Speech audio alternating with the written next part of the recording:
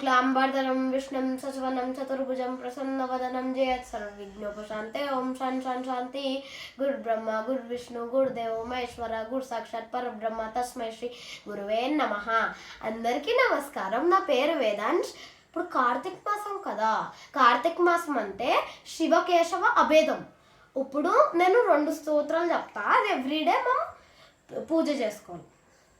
Om Tryambakam యజామహే సుగంధిం పుష్టివర్ధనం ఉర్వారుకమివ బంధనాత్ మృత్యోర్ముక్షీయమామృతాత్.